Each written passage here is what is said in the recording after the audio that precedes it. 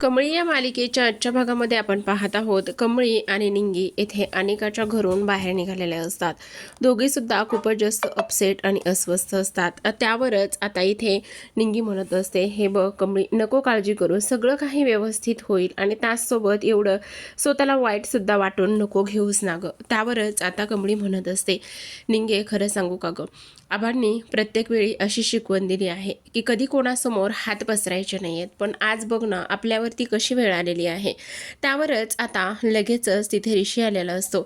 ऋषी ह्या दोघींना म्हणत असतो, काय झालंय कमळी आणि निंगी, तुम्ही इथे काय करताय आणि कॉलेजला गेला नाहीत. त्यावरच कमळी तिला थांबवत असते, सांगू देत नसते, पण निंगी मात्र शांत बसत नाही. ती म्हणत असते, एक मिनटं कमळी, सांगू देत. आणि झालेला सगळा प्रकार इथे ती ऋषीला सांगत असते, कशा पद्धतीने त्यांना फीस भरायला सांगितली आणि कशा पद्धतीने त्यांना कॉलेजमध्ये बसायला सुद्धा दिलं नाही आणि 2 दिवसांची मुदत दिली. आता लगेचच ऋषी म्हणत असतो, ठीक आहे, मी तुमची काहीतरी सोय करतो, मी तुमची मदत करतो. पण इथे मात्र कमळी स्पष्टपणे मदत घेण्यासाठी नकार देत असते. ती म्हणत असते, नाही, त्याची काहीच गरज नाही, तुम्ही आत्तापर्यंत मला खूप जास्त मदत करून झालेली आहे, त्यामुळे मला असं वाटतंय की तुम्ही आत्ता इथे माझी मदत करू नका.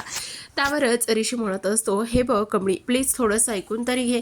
पण इथे मात्र ती काहीच ऐकत नसते आणि म्हणत असते, आहे, माझ्याकडे एक पर्याय आहे, चल पटकन आपण फोन करूयात. त्यावरच ऋषी म्हणत असतो, कोणाला फोन करणार आहात तुम्ही.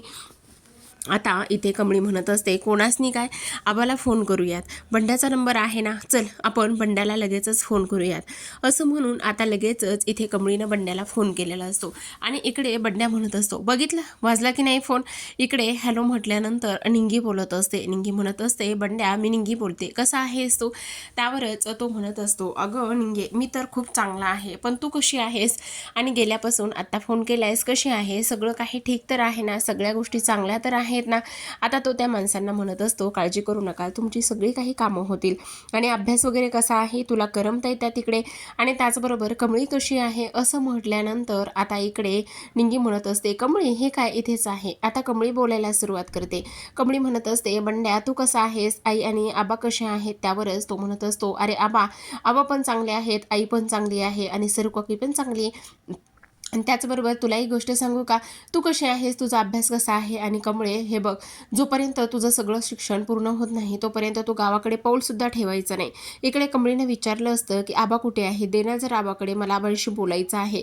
आता इकडे बंड्या लगेचच एक चाल मारत असतो किंवा एक युक्ती त्याच्या मनामध्ये लगेच येते. तो म्हणत असतो, त्याचं काय आहे ना कमळे, आबा ना इथे शेजारच्या गावामध्ये शेतीच्या कामासाठी गेलेले आहेत. त्यावरच कमळी म्हणत असते, मग ते कधी येणार आहेत. तेव्हा तो म्हणत असतो, अगं ते ना आता 2-3 दिवस तरी लागतील, आल्यावर मी सांगतो ना त्यांना तुला फोन करायचा. बरं कमळी म्हणत असते, बरं ते सगळं ठीक आहे, पण आईचा माझ्यावरचा राग गेला का रे. त्यावरच तो म्हणतो, हो गेला अगं. त्यावर कमळी म्हणत असते, बंड्या माझं तुझ्याकडे एक काम आहे, तू करशील का रे. त्यावरच तो म्हणत असतो, काय आहे सांग ना. तेव्हा ती म्हणत असते, कॉलेजची फी भरायची आहे, तेव्हा मग पैसे लागणार आहेत. त्यावरच तो म्हणत असतो, सांग ना किती लागणार आहेत. आता कमळी म्हणत असते, 30,000 रुपये लागणार आहेत. काय 30,000 रुपये लागणार आहेत. बरं बरं ठीक आहे, माझा मुंबईमध्ये एक मित्र आहे, मी त्याच्याशी बोलतो, तो तुमची नक्कीच मदत करेल. असं म्हणून तो फोन ठेवतो. आता इकडे लगेचच ऋषी तिथून बाजूला गेलेला असतो, कारण आता बंड्याने ते सावरासावर केलेली असते. आता त्या दोघींचा फोन ठेवल्याबरोबर लगेचच बंड्या इकडे ऋषीला फोन करतो. तो म्हणत असतो, ऋषी सर, मी बंड्या बोलत आहे आणि कमळी आणि निंगीला शाळेची फी भरायची आहे कॉलेजची आणि 30,000 रुपयाची गरज आहे. तुम्ही म्हटला होता की कधी जरी काही जरी मदत लागली तरी सुद्धा बिनधास्त फोन कर, म्हणून तुम्हाला मी खूप आशेने फोन केलाय. तुम्ही माझी मदत कराल का. जसं शेतीतून मला पैसे येतील तसे मी तुमचे थोडे थोडे करून परत देईल. त्यावरच ऋषी म्हणत असतो की नको काळजी करूस, मला माहिती सगळं, मी त्यांना देतो पैसे. असं म्हणून तो फोन ठेवतो आणि मागे वळतो, तर समोर कमळी असते. त्यावरच कमळी म्हणत असते, हे काय, म्हणजे तुम्ही बंड्याचे मित्र आहात, मला वाटलंच होतं. त्यावरच ऋषी म्हणत असतो, हे बघ, आत्ता तुला पैशाची खूप गरज आहे आणि त्यामुळे तू माझी मदत घे. हे बघ, तुझ्याकडे जसे पैसे येतील तसे तू मला परत कर. पण इथे कमळी म्हणत असते, नाही सर, आत्तापर्यंत तुम्ही माझी खूप मदत करून झालेली आहे, पण आता मला तुमचा 1 रुपया सुद्धा नकोय आणि मी तुमची मदत अजिबातच घेणार नाही. मी माझ्या पद्धतीने कसे पैसे भरायचे, कशी फी भरायची हे माझं मी ठरवेन. असं म्हणूनच कमळी तिथून रागरागच निघून गेलेली असते. आता इकडे मात्र ऋषी विचार करत असतो, बरं ठीक आहे, थांब जरा, जाऊ तर नकोस. तेव्हा निंगी तिला अडवते आणि त्यावर ऋषी म्हणत असतो, बरं ठीक आहे, तुला माझी मदत नको आहे ना, पण एका गोष्टीनं तू पैसे कमवू शकतेस. म्हणजे हे बघ, तुझ्यामध्ये कुठलं असं टॅलेंट आहे, म्हणजे तुला काय येतं, टीचिंग येतं, त्याचबरोबर तुला अशी कुठली गोष्ट येत आहे एखादी, की ती गोष्ट इथे तू वापरल्यानंतर तुला त्यातून पैसे कमवता येतील. आणि त्यातून तुला पैसे कमवता आल्यानंतर इथे तू तुझ्या कॉलेजची फीसुद्धा भरू शकते. सांग ना. त्यावरच आता इकडे लगेचच निंगी म्हणत असते, आमच्या कमळीला ना बघा शेतीतली कामं येतात, त्याचबरोबर जेवण स्वयंपाक हे सगळं सगळं काही येतं. त्यावरच आता तो म्हणत असतो, असं नाही दुसरं काहीतरी. त्यावर लगेचच ती म्हणत असते, आमच्या कमळीला ना इथे डान्स खूप चांगला करता येतो. तर इकडे दुसऱ्या बाजूला आजी हे आजोबांना भरवत असतात आणि आजोबांना भरवत असताना मात्र इथे त्यांना सतत कमळी आठवत असते. कमळीवरचा तो इथे तिथेची जन्मखून आणि तीच आपली थोरली नात आहे. ह्या सगळ्या गोष्टी तिला आता आठवत असतात. आणि ह्या सगळ्या गोष्टी आठवत असताना मात्र इथे ते खातच नसतात आणि सतत त्यांना खिडकीतून बाहेर पाहत असतात. खिडकीतून बाहेर पाहत असताना आता सर्वात महत्त्वाची गोष्ट म्हणजेच की अन्नपूर्णा खूपच जास्त टेन्शनमध्ये असतात. आणि अन्नपूर्णा खूपच जास्त टेन्शनमध्ये असल्यामुळे आता इथे तेवढ्यातच कामिनी येते. आणि कामिनी आल्यानंतर ती म्हणत असते, तुम्हाला काहीतरी बोलायचं आहे, पण तुम्हाला काय बोलायचं आहे ते तुम्ही सांगाल का प्लीज. त्यावरच आता हे बघा, मला असं वाटतंय दादाला ना लिहून, तो नेहमीच लिहितो ना, हे बघ हे घे डायरी, आणि ह्या डायरीमध्ये तुला जे काही तुझ्या मनामध्ये आहे ना तू ते लिही. त्यावरच आता इकडे कामिनी खूपच जास्त आरेरावी करत असते. तेवढ्यातच आता ती तिला म्हणत असते, हे सगळं काय आहे. आणि त्याचबरोबर अगं तू असं काय करतेस, उलट खरं सांगायचं तर डॉक्टरांनी असं सांगितलं होतं की नाही त्याला सगळी तयारी करावी लागणार आहे आणि त्यानं पुढाकार घेऊनच इथे तो थोडासा बरा होऊ शकतो, असं ती इथे बोलत असते. ह्या सगळ्या गोष्टी इथे ती बोलल्यानंतर आता आजोबा काहीतरी लिहिण्याचा प्रयत्न करतात, पण त्यांना मात्र काही व्यवस्थित लिहिता येत नसतं. त्यांना असं लिहायचं असतं की जी आपल्या घरामध्ये मुलगी येत आहे कमळी, तीच आपली थोरली नात आहे, असं त्यांना सांगायचं असतं. पण इथे मात्र त्यांना अजिबातच लिहिता येत नाही. आता त्यांना न लिहिता आल्यामुळे सगळ्यात मोठा प्रॉब्लेम हाच झालेला असतो. कामिनी म्हणत असते, नाही हे सगळं ह्या पद्धतीने झालेलं आहे आणि काही जरी झालं तरी सुद्धा इथे मात्र ह्यांना थोडंसं बरं वाटायलाच पाहिजे, पण ह्यांना बरं वाटत नाही. त्याचबरोबर सगळ्यात महत्त्वाची गोष्ट म्हणजेच की ती तिथून निघून जाते. त्यावरच आता इथे ती म्हणत असते, हे बघा तुम्ही नका काळजी करू, तुम्ही असे का करतायत आणि काय झालेलं आहे तुम्हाला बरं वाटत नाही का, त्यासोबत तुम्ही नका ना काळजी करू, तुम्ही व्यवस्थित असणं आणि चांगलं राहणं हे सगळ्यात जास्त महत्त्वाचं आहे, असंच ती इथे बोलत असते. ह्या सगळ्या गोष्टी इथे आता तिनं बोलल्यानंतर मात्र इकडे दुसऱ्या बाजूला राधिका मस्त एन्जॉय करत असते. किचनमध्ये स्वयंपाक करतच तिथे ऋषी गेलेला असतो, कारण ऋषीला आता तिच्याकडे काम असतं म्हणूनच तो तिथे जातो. आणि तिथे गेल्यावर तो तिची उगाचच तारीफ करत असतो. तो म्हणत असतो, वा वा वा वा काय कमाल दिसतेस, किती सुंदर दिसतेस ग तू, खरंच एकच नंबर आणि एकच नंबर, तू कमाल अशी दिसत आहेस, असंच इथे तो बोलत असतो. आणि तेव्हा ती म्हणत असते, ॲप्रॉनमध्ये कोण कमाल दिसतं आणि ॲप्रॉनमध्ये कोण सुंदर दिसतं, मला जरा सांगशील का तू. त्यावरच आता इथे ती म्हणत असते, बोल काय झालेलं आहे, तुझं काही काम आहे का, आणि जर काही काम असेल तर तू मला ते सांगू शकतोस, आणि त्याचबरोबर उगाचच माझी तारीफ आणि हे सगळं करण्याची काहीही गरज नाहीये, बोल ना काय झालेलं आहे.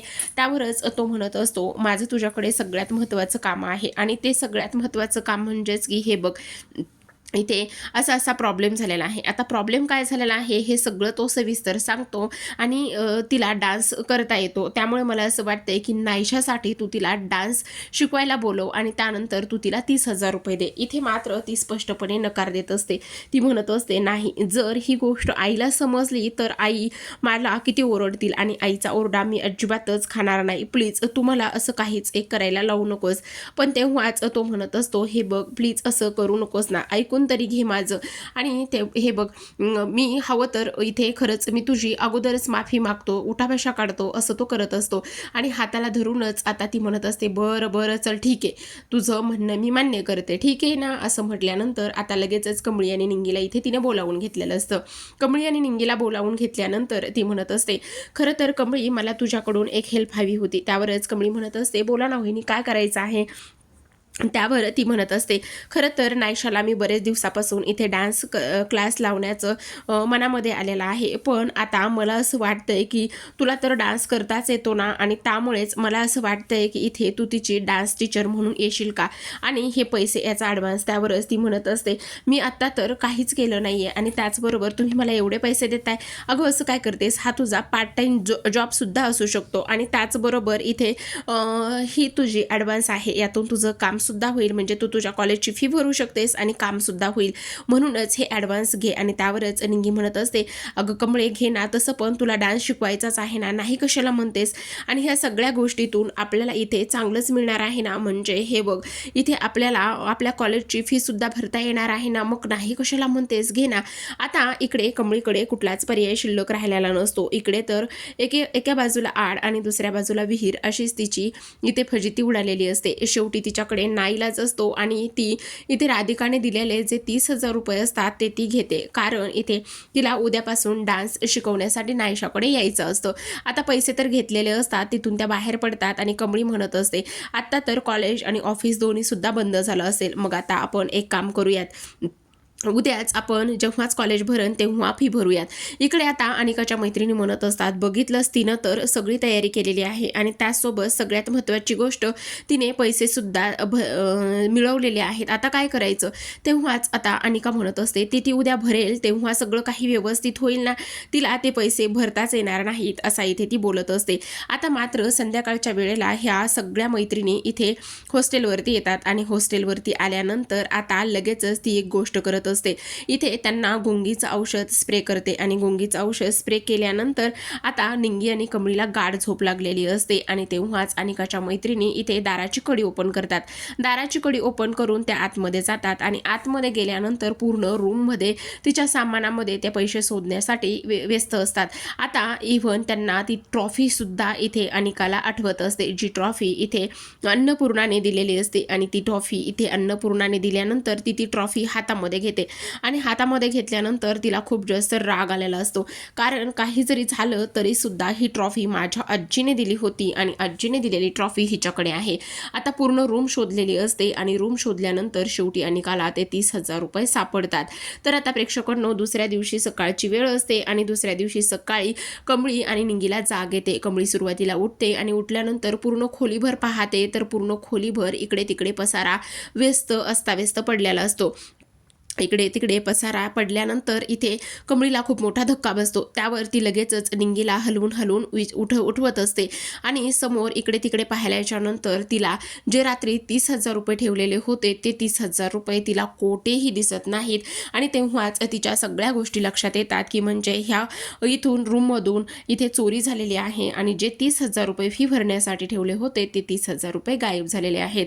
तर आता प्रेक्षकांनो, हे पाहणं खूपच इंटरेस्टिंग असणार आहे की आता कमळी कशा पद्धतीने फी भरते आणि त्याचबरोबर तिला आणखी ऋषी कशा पद्धतीने इथे मदत करेल, हे पाहणं खूपच रंजक आणि त्याहूनही तेवढंच इंटरेस्टिंग असणार आहे. तर अशाच नवनवीन मालिकांचे अपडेट्स, रिव्ह्यू जाणून घ्यायचे असतील, पाहायचे असतील तर नक्की चॅनलला सबस्क्राईब करा. भेटूयात पुढील भागामध्ये, तोपर्यंत पाहत रहा कमळी.